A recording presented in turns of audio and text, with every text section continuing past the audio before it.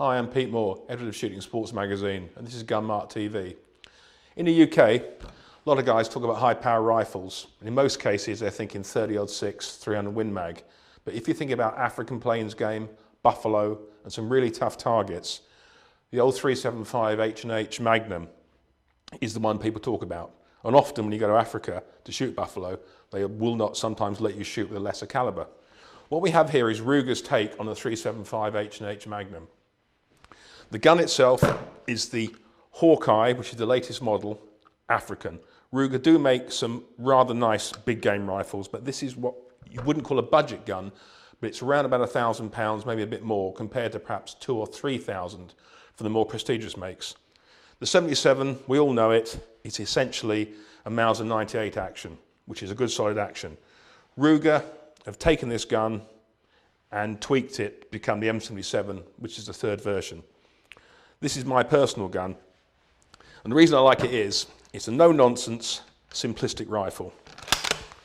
Simple bolt, 3-position safety, floor plate magazine so you load through the top, so there's no worry about losing things, and if you need to put another round in, just drop it in and close the bolt.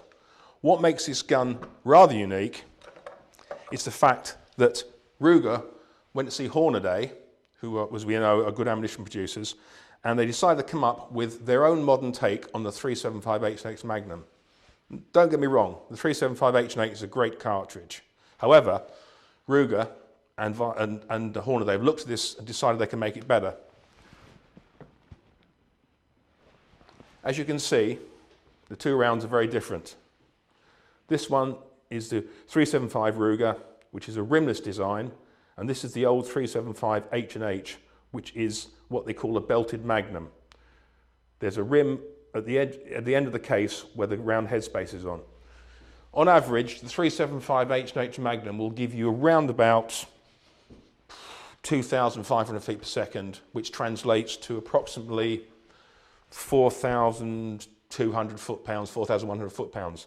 The 375 Ruger, which is slightly shorter, firing the same weight 300 grain bullet, will come out that gun about 2,690 and give you probably 4,500 foot-pounds. So already you can see the advantage, certainly for big game shooting.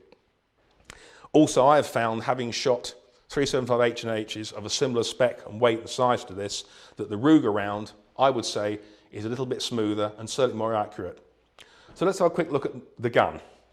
So it's a basic 98 action, nothing particularly special, just well made. But the trick of this gun is, obviously, it comes with iron sights, which for the very close encounters is almost required, because sometimes you can't get onto a scope, you can't see enough, or, again in Africa, with dangerous game, your scope could break. My scope of choice for this is a Carlis CSX 1.5 to 6x42. It's got illumination here, you wind it down to 1.5, and it's almost like having a red dot sight. But being a bit of a pessimist, I've decided to mount it in worn QD mounts. These unwind, as you can see very quickly.